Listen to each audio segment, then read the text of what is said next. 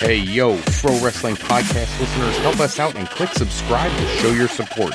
And while you're at it, shoot on over to our Patreon page at patreon.com/Pro Wrestling Podcast to become a member of the Pro Wrestling Podcast family. Remember, all donors are going to be put into our comments section on each podcast episode, and there are other incentives all the way up to our $50 a month contributors who get the opportunity to host a going live at 9:05 episode with me Saturday nights. So, with that being said, hello everyone and welcome to this episode of the Pro Wrestling Podcast. We have to cover Raw, we got to cover Smackdown, and all the other tidbits of the day. So, let's get started right away. As we go through the show, if you happen to come up with a question, a comment, something that you would like us to address in a future episode, or to plan ahead for the going live at 9:05 this Saturday night, call into our Pro Wrestling Sound Off line at 267-642-1160 and give us your questions and comments in our Talk to Text service, and we will try to get to as many of your desired questions as possible in one of our episodes. If you also have not had the opportunity to pop over to frolifeplanning.com/FroPodcast, the voting is going on right now. It closes tomorrow night, Wednesday evening at 8:30, the voting in the Elite 8 round of our 256 tag team fantasy booked tournament. So make sure you get an opportunity to do that. Let's get started right away. We're going to talk about the Raw results first, and what an incredibly strange but awesome night of Raw. So we kick off the show with Roman Reigns. They've been hyping up his announcement for a week now, and I'm going to be honest with you, I'm fine with the announcement because it really led nowhere. I'm frustrated that they hyped up a segment so much for it to deliver absolutely no impact. So Roman Reigns was out talking about how he deserves the winner of Great Balls of Fire because he's the number one contender and all this other nonsense, which of course leads to Samoa Joe coming out talking about how Roman Reigns has never defeated him. All these people that Roman has defeated, he's never defeated Samoa Joe, which is obviously going to lead to a match later in the evening between the two gentlemen. So, there's a little physicality there, which you expected from Samoa Joe and Roman Reigns to start the show. I felt like this totally came off flat, the actual announcement portion. We've been told there was going to be this big deal. A lot of us expected it to be Roman Reigns challenging John Cena at SummerSlam. I saw on the e-wrestling news that people were theorizing that Roman Reigns was going to challenge The Undertaker to a rematch at SummerSlam. That obviously didn't happen. There was nothing of importance in this announcement. I felt like it was fodder to get people to tune in at the beginning of the show, and then they were able to lay some groundwork for some good stuff later in the show, which kept a lot of the audience there. For those who don't know, this week's Raw bounced back in a big way. They cracked the 3 million viewer. I think it was 3.102 million average viewers throughout the show. That's awesome for Raw because it makes them look really great. However, they got to sustain this.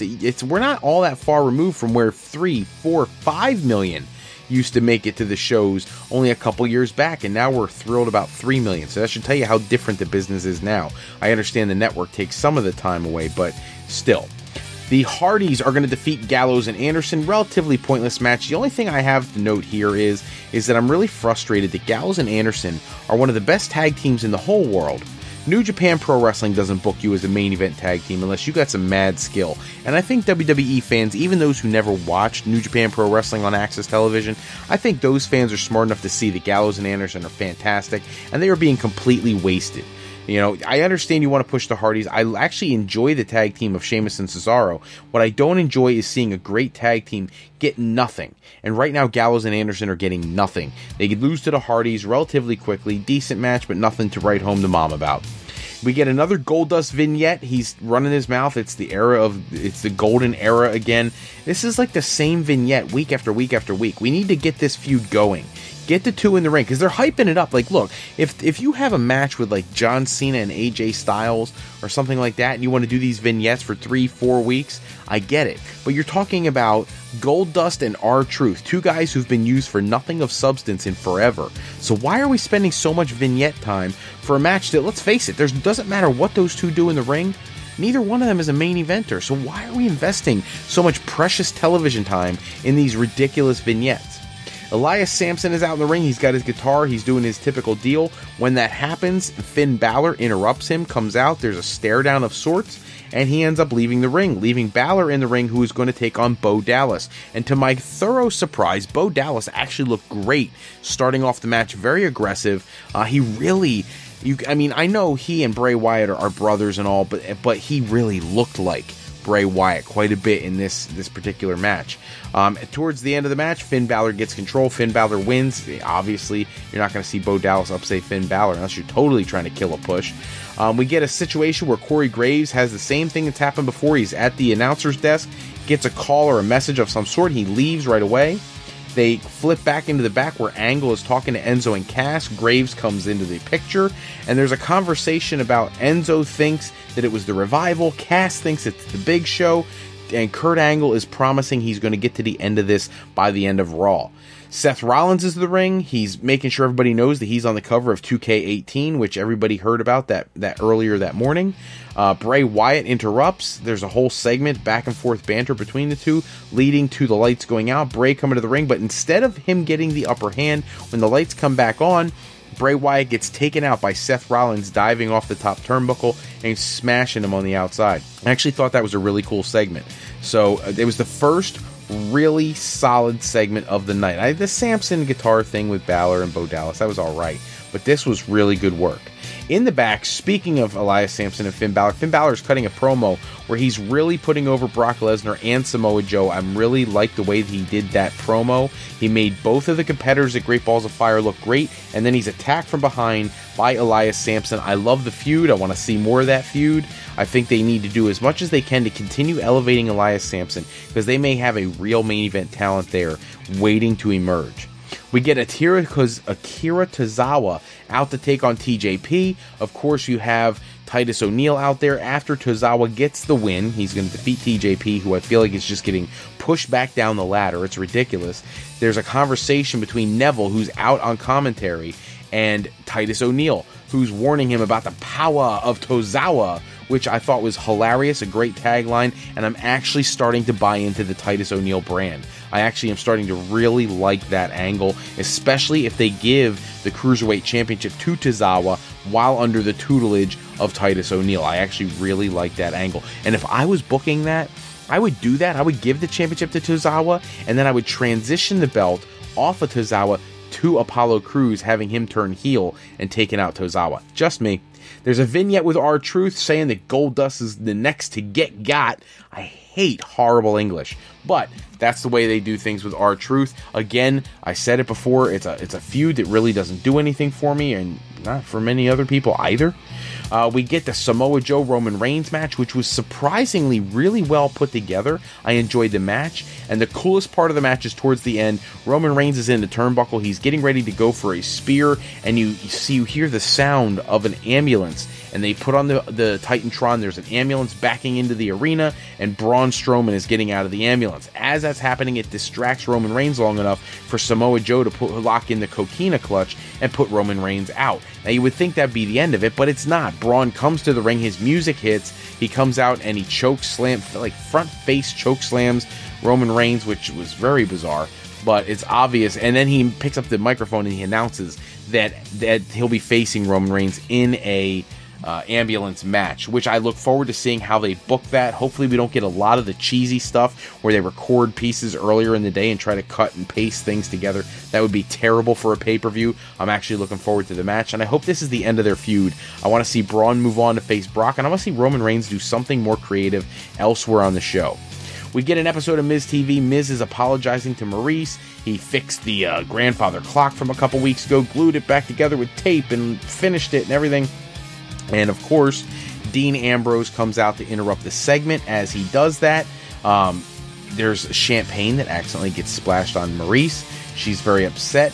He gets mad. He turns around and goes after Dean Ambrose, who moves out of the way, and he smashes the clock again.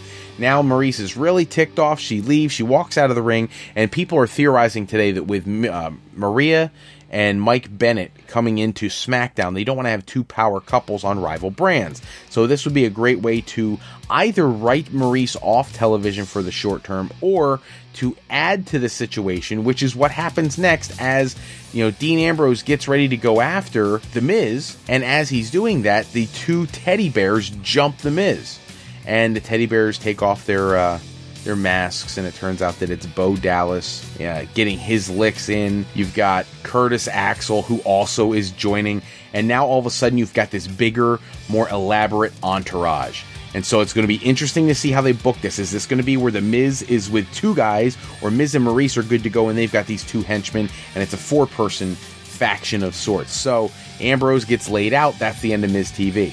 Sheamus and Cesaro take on Titus O'Neil and Apollo Crews. They go over clean, but it was actually interesting to see Titus and Apollo in the ring together. At one point, you actually got the feeling they may pull off an upset, which would have been awesome. You would have created a new tag team instantly, because I think the fans really like seeing Titus and Apollo Crews.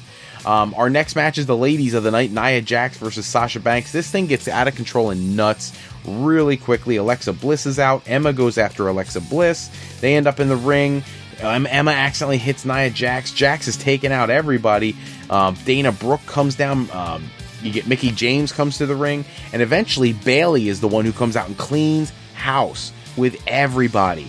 You know, even Nia Jax, you know, and she's standing tall with the rest of the babyface females on the roster. This was interesting because I don't know where they're going with Bayley's character. You know, at one week she looks incredibly soft. The next week she looks creepy. It looks like she's a stalker. And then this week she looked tough. She looked like the attraction on Raw. It's very bizarre. You know, week to week, her character seems to either be the best or the worst character on the show. It's very, very strange. I don't even know how to react to that. We get the angle with Kurt Angle, Enzo, and Cass in the ring at the end of the show. They're discussing who it is who's been pulling off the attacks. They bring the Revival out. They bring out the Big Show. Big Show gets mad that Kurt Angle's even asking him. He ends up saying he doesn't even want to wrestle on his show anymore and walks out of the ring. Then they question the Revival, and Kurt Angle reveals that he has checked with everybody in the back, and the Revival have alibis, so it's not them. Corey Graves interrupts the segment and tells Kurt Angle he has footage. He knows what's going on. Cass had claimed that when Big Show, he thought was Big Show, waffled him in the back of the head, that he left a knot in the side of his head the size of a softball. And Corey Graves says that he spoke to the medical team and they never treated him for a head injury. And then he brings out a video and it shows Cass laying out the pieces and laying on the ground, making it look like he got jumped. So now he has this whole promo where he goes off on Enzo, how worthless he is, how he's been riding his coattails. He's only where he is because, you know, Cass has always had his back, but not anymore. And a boot to the face, and he's beaten down his little tag team partner who he is no longer aligned with. So we've seen it coming for weeks. I'm actually kind of happy it's over because I thought they were dragging it out too long. So now Big Cass' solo career has been launched. He's clearly going to be a great heel going forward. It'll be curious to see how they book Enzo. I expect him to get obliterated by Cass when they meet in a singles match. But for now, the angle has taken on a new life, and we now know what was going on with the backstage beatings. I'm going to move on over to SmackDown. SmackDown was equally interesting this week. You know, the women's Money in the Bank discussion started the show with girl vignettes in the back talking to Daniel Bryan, who's returned. All going out to the ring, Carmella and James Ellsworth are in the ring. They're shooting their mouth off. Nothing anybody can do about it. I won this. You know, I'm the first women's Money in the Bank winner, etc., etc. It leads to Daniel Bryan announcing that he's going to address this. He's in the back. He's watching on the screen, the monitor. And then he's speaking to Shane McMahon on the phone. He's got to make a decision by the end of the night. You know, you go from there. They don't really get any resolution. Big E is out for our first actual match. He faces Jimmy Uso. Decent match. I kind of picked up where they left off the night before, or the 2 nights before on the pay-per-view. It was decent, but at the same time, we really wanted to see more action for the Tag Team Championship. I don't need these singles matches. They do nothing for me. Jimmy Uso's not a singles wrestler. Big E could be if they wanted to push him that way, but they haven't for years, so this really didn't do much for me. The match of the night, Shinsuke Nakamura over Dolph Ziggler in a phenomenal match. These two, I really think they have some amazing innate chemistry. Remember, Nakamura has great chemistry with AJ Styles, but they wrestled in New Japan. These two have never wrestled till he got to WWE, and in this short period of time that he's been on the main roster, he and Dolph Ziggler look like they can really go whenever they need to together in the ring. Fantastic match. Really was the highlight of the show. Nakamura over Ziggler. Kevin Owens comes out. He's throwing down challenges to anybody from Dayton, Ohio. AJ Styles comes out and he calls him out on the fact that he's from Georgia. And then Chad Gable comes out. Enter American Alpha, who've been off TV for forever in 3 days. And Chad Gable, he says, you're not from Dayton either. And he goes, I moved to Dayton this morning, which AJ Styles then vouches for. And it leads to a match. Kevin Owens defending the United States Championship against Chad Gable. It had a really funky feeling. You almost got the impression that Chad Gable, they might actually give him this win. Maybe AJ Styles would cost him the title or something. In the end, it doesn't happen. Kevin Owens hits a pop-up powerbomb off the ropes to end the match and defeat Chad Gable. Then we get the women's Money in the Bank decision. Daniel Bryan is out. The 5 ladies are out. He says, they're in uncharted territory. There's no rule. There's no disqualification. In the past, other people have gotten the briefcase or helped in certain ways. So this is new. But there has been events in the past where it's ended in the same kind of controversy. So it sounds as though he's going to leave it alone. Carmella won. Then you get Carmella and James Ellsworth giving him attitude. He threatens to knock James Ellsworth out and fire him. Carmella gives him a bunch of attitude. The girls all start bickering and arguing. He ends up saying, that's it, I've made my decision. She won. She's the first women's Money in the Bank winner, and she's going to be the first woman to turn over the briefcase, and he takes the briefcase away from her. She is now going to defend it. Next week, they will have a redo of the women's Money in the Bank on SmackDown between the 5 women, and she's going to have to earn her shot all over again. Very interesting way to bring a lot of viewership to next week's SmackDown episode. I cannot wait to see it. I thought the first one was fantastic. This one holds the promise of being just as good. We get to see Jinder Mahal in the ring with Luke Harper, one of the guys that they forgot to put on the card at the pay-per-view. Mahal goes over Luke Harper, even though Harper hits a lot of great moves, great sequences. Even at the end of the match, hits the super kick and all. You actually, again, they do a good job of making it look like somebody's going to beat someone they shouldn't. And at the end of the match, we get a whole Randy Orton montage of RKOs on the Singh brothers because his music hits after the match. He comes out. He doesn't get too much retribution with Jinder Mahal, and we know that this is headed for another match between Jinder Mahal and Randy Orton. So, by the way, one little side tidbit of WWE news today, and that is there's reports coming out today I saw on eWrestling News, WrestleZone. I saw that there is the theory that Rhino and Heath Slater are planned to be broken up in the very near future, and that we should expect to see them all throughout the summer working on independent singles matches when they do house shows, which is usually an indicator of what they're going to do on the regular program. So, another tag team that potentially is splitting up on the Raw roster. Interesting how they keep doing that. Don't forget to pop over to our Patreon page, patreon.com/FroWrestlingPodcast. Become a member of the Fro Wrestling Podcast family and community. Contribute whatever you can. We'll make sure you get shout-outs in our episodes. And if you contribute at the $50 level, we will get you on a Going Live at 9:05 Saturday night episode as a co-host with me live. Special thanks as always go out to bensound.com and purpleplanet.com for producing all the music and sound effects used throughout today's show, but that is all the time we have for this episode. Check back with us in the next one for more news and rumors. Today's podcast sponsored as always by Beazle Games, bringing a new friend to family game night is easy with sketchy people. Showcase your artistic side in this new game from Beazle Games by going to frolifeplanning.com/fropodcast and clicking on the tab on the right-hand side of the screen. And to alleyrepair.com. Contact Alley Repair today for servicing of all of your classic skee-ball, pinball, and arcade game needs. Be sure to shoot over to our website at frolifeplanning.com for all your higher education needs. If you're looking to go to college, university, or just start that new career path, that's what we do at Fro Life Planning, because at Fro Life Planning, it's not just for today, but it's for tomorrow and for life with Fro Life. I'm Fred Froelich, better known as Mr. Fro. I want to thank you for taking a few moments with us today. And if you're looking for more wrestling news and rumors, go to www.thesportjunkies101.com and check out the newest articles on the world of professional wrestling. Until next episode, take care, everybody. Have a great night.